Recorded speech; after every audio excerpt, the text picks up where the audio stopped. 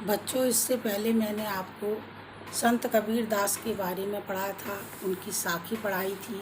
आज मैं आपको संत रैदास के बारे में पढ़ा रही हूँ एवं उनकी लिखी हुई कुछ कविता है, वो मैं आपको उनका अर्थ बताऊंगी। संत रैदास जो थे, उनका जन्म जो है भक्तकालीन कवियों में महत्वपूर्ण स्थान रखता है, किंतु सटीक साक्ष्यों के अभाव के कारण आज भी उनका जो जीवन है वो अंधकारपूर्ण है, क्योंकि उनके बारे में विस्तृत जानकारी नहीं है। तो रैदास की अनेक कृतियों में उनके अनेक नाम देखने को मिलते हैं। देश के विभिन्न भागों में उनके ऐसे अनेक नाम प्रचलित हैं जिनमें उच्चारण की दृष्टि से बहुत थोड़ा अंतर है। रैदास पंजाब, रविदास आधुनिक, रैदास, रदास बीकानेर की प्रतियों में, रविदास आदि नाम इस उच्चारण की भिन्नता को ही प्रकट करते हैं। इसलिए लोक प्रचलन और सुविधा की दृष्टि से उनका मूल नाम रैदास ही स्वीकार किया गया है। भक्तमाल में कहा गया है कि रैदास जो हैं वो रामानंद के शिष्य थे। स्वतः रैदास की वाणी में भी ऐसे उदाहरण देखने को मिलते हैं, जहां उन्होंने स्वामी रामानंद को अपने गुरु के रूप में स्वीकार किया है। रामानंद मोहि गुरु मिलयो, पायो ब्रह्म विसास, और रस नाम अमीरस पियो, रैदास ही भयो पलास। तो इस तरह से संत रैदास जी ने अपने गुरु का नाम क्या दिया है? रामानंद। तो रामानंद का समय जो है 14वीं शताब्दी के मध्य से 15वीं शताब्दी के उत्तरार्ध तक माना जाता है, किंतु इनका विरोधी धारणा जो है उनके भी प्रचलित है। रैदास मीरा के गुरु थे। मीरा का समय जो है वो 16वीं शताब्दी के मध्य से 17वीं शताब्दी का आरंभ माना जाता है। प्रायः सभी विद्वानों की धारणा ये है कि रैदास कबीर के समकालीन थे। रैदास के माता पिता के बारे में प्रामाणिक रूप से कुछ भी कहना कठिन जान पड़ता है। जनश्रुतियों और सांप्रदायिक सूचनाओं के आधार पर कुछ निष्कर्ष निकाले गए हैं। भविष्य पुराण में रैदास के पिता का नाम मानदास बताया गया है। रैदास पुराण में रैदास की माता का नाम भगवती दिया गया है। रैदास का निर्वाण यानी उनकी मृत्यु कब हुई, रैदास के निर्वाण की तिथि जो है तथा स्थल के विषय में कोई प्रमाणिक सबूत या कोई भी सूचना नहीं मिलती है। चित्तौड़ के रविदासी भक्तों का कथन है कि चित्तौड़ के कुंभन श्याम के मंदिर के निकट जो रविदास की छतरी बनी हुई है वही उनके निर्वाण का स्थल है, और उस छतरी में रैदास के निर्वाण की स्मृति स्वरूप रैदास जी के चरण चिन्ह भी बने हुए हैं।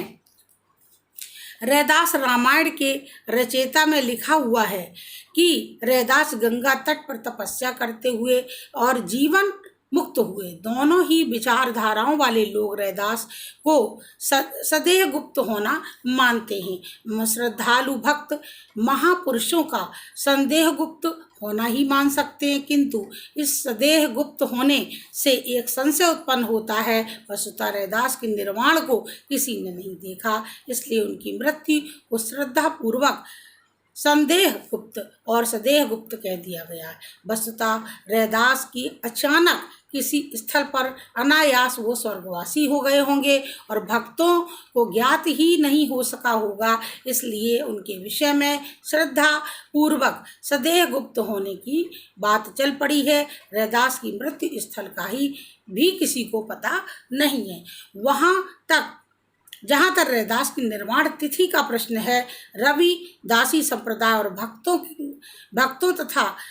भक्तों में रैदास की निर्वाण तिथि जो है चैतवदी चतुर्दशी मानी जाती है। किसी अन्य प्रमाण के अभाव में हम भी इसी तिथि को रैदास की निर्वाण तिथि मान सकते हैं। जहाँ तक रैदास के निर्वाण का वर्ष का प्रश्न है, कुछ विद्वानों ने रैदास की मृत्यु वर्ष संवत 1597 माना है।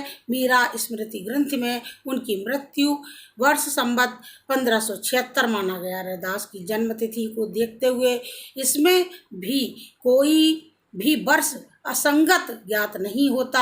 हाँ, यह बात अवश्य है कि रैदास के निर्वाण के संबंध में इन वर्षों को मानने वाले श्रद्धालु भक्तों ने उनकी आयु 130 वर्ष मान करके उनको कबीर के से ज्येष्ठ सिद्ध करने की चेष्टा अवश्य की है। यानी उनके बारे में कोई भी मतलब सटीक जानकारी नहीं है।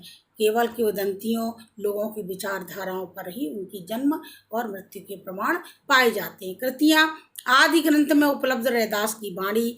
नंबर 2, रैदास की वाणी बेलविडेयर प्रेस।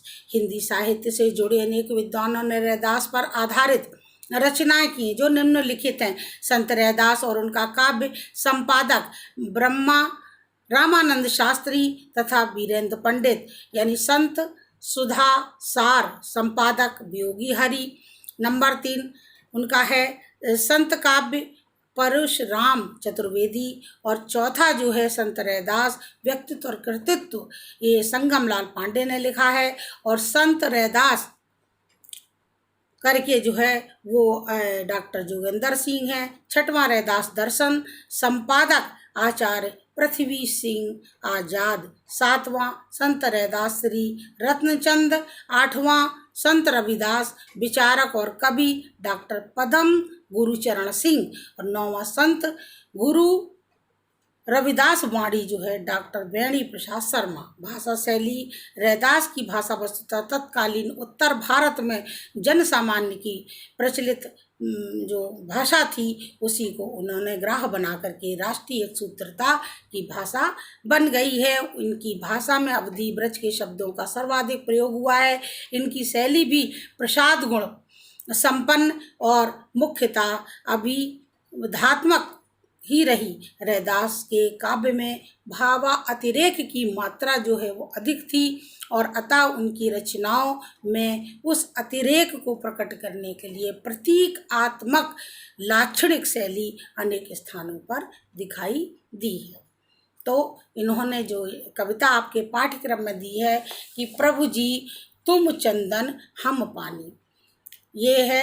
इसमें संत रविदास जी ईश्वर से क्या प्रार्थना करते हैं, क्या कहते हैं कि मैं तो आपका भक्त हूँ और मैं आपका अन्य भक्त हूँ। हे प्रभु, आप तो चंदन हैं और मैं क्या हूँ, मैं पानी हूँ। और जिस प्रकार से चंदन की सुगंध जो है मेरे अंग अंग में समाई है, जैसे चंदन को पानी डाल करके घिसा जाता है, तो वो कहते हैं कि हे प्रभु आप चंदन हो और मैं पानी हूँ, लेकिन मैं आपकी आराध्य हैं, आप ही मेरे आराध्य हैं। हर पहर में आपकी ही आराधना करता हूँ, इसलिए पूर्णतः आप मेरे अंदर समा गए हैं और आपकी सुगंध मेरे अंग अंग में समाई हुई है। जाकी अंग अंग बास समानी, बास माने होता सुगंध, जिसकी सुगंध जो चंदन की जो सुगंध है वो मेरे शरीर में पूर्णतः समा गई है। प्रभु जी तुम घन बन हम मोरा, जैसे मोर जो होता है बादलों को देख करके प्रसन्न हो जाता है, बादलों को देखता रहता है, उसी प्रकार से वो क्या कहते हैं कि आप तो बादलों के समान हैं, आप तो घन के समान हैं और आप घन के समान हैं, आप उस उपवन के समान हैं।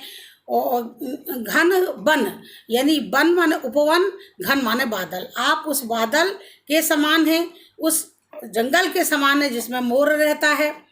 और क्या कहते हैं, मेरी दृष्टि जो होती है जैसे चितवत चंद चकोरा, मेरी दृष्टि हमेशा आप पर ही लगी रहती है, मैं आपको ही निहारता रहता हूँ, क्योंकि जिस प्रकार से चकोर जो है चंद्रमा को निरंतर देखता रहता है, उसी प्रकार से मेरी दृष्टि भी आपके ऊपर हमेशा लगी रहती है। हे ईश्वर, प्रभु जी तुम दीपक हम बाती, हे प्रभु ईश्वर से क्या कहते हैं, हे प्रभु आप दीपक हैं और मैं उस दीपक की बाती हूँ, यानी जिसकी ज्योति जो है निरंतर, जाकी ज्योति बरे दिन राती, जिसकी ज्योति जो है हमेशा रात दिन जलती है, मेरे हृदय में प्रकाश करती रहती है, क्योंकि आप दीपक हैं और मैं उसकी बाती हूँ। मैं निरंतर आपका स्मरण करता रहता हूँ, यानी अपने हृदय में आपके प्रति प्रेम की ज्योति हमेशा जला करके रखता हूँ।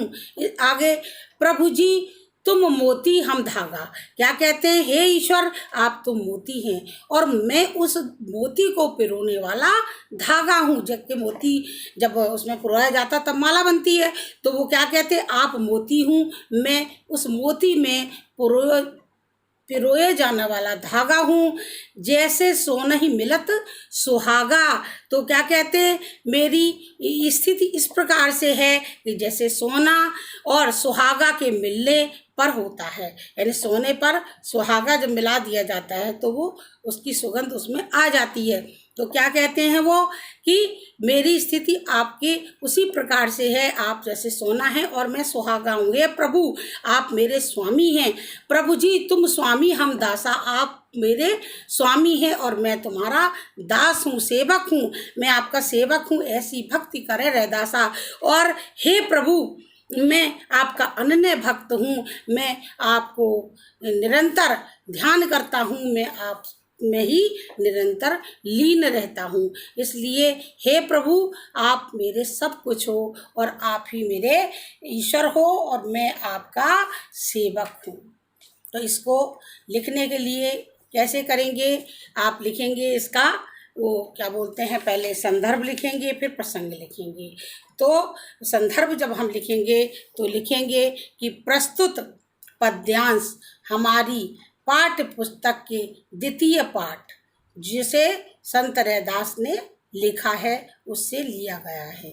और प्रसंग में लिखेंगे कि बहुत छोटी सी एक उनकी कविता है, तो उन्होंने जो लिखा है इसके लिए लिखेंगे कि उन्होंने ईश्वर से प्रार्थना की है कि हे ईश्वर आप ही मेरे सब कुछ हो, मैंने अपने आप को आपको समर्पित कर दिया है, इसलिए आप जो है वो मेरा ध्यान रखिए, क्योंकि और आपके बिना मेरा कोई भी अस्तित्व नहीं है, आप मुझ में समाये हो और मैं आप में पूर्णतः समाया हुआ हूँ। और इस प्रकार से इसको आप पढ़िए, इसका अर्थ निकालिए। इस पे आधारित कुछ प्रश्न हैं, जैसे प्रभु जी हम चंदन तुम चंदन हम पानी कविता का सारांश लिखना है। प्रभु जी तुम चंदन हम पानी कविता के आधार पर रैदास की भक्ति पर प्रकाश डालिए कि वो कितने अच्छे भक्त थे, ईश्वर के बारे में उनकी क्या धारणा थी, उस पर भी आपको लिखनी है। और जाकी ज्योति बरह दिन राती का आशय स्पष्ट कर दिए कि आप दीपक हो और मैं बाती हूँ, और दोनों मिलकर के प्रेम का जो प्रकाश है, मेरे प्रेम का प्रकाश है, वो रात दिन दिए के जलने से रोशनी होती रहती, यानी मेरे अंदर का अंधकार जो है वो कभी भी ठहर ही नहीं सकता, मेरे अंदर आपके ज्ञान की प्रकाश पूर्णतया जल चुकी है। इस प्रकार इसके जो क्वेश्चन हैं वो लिख करके मुझे दिखाइएगा। ये 2 पाठ आपके आज समाप्त हो गए पद्य खंड में।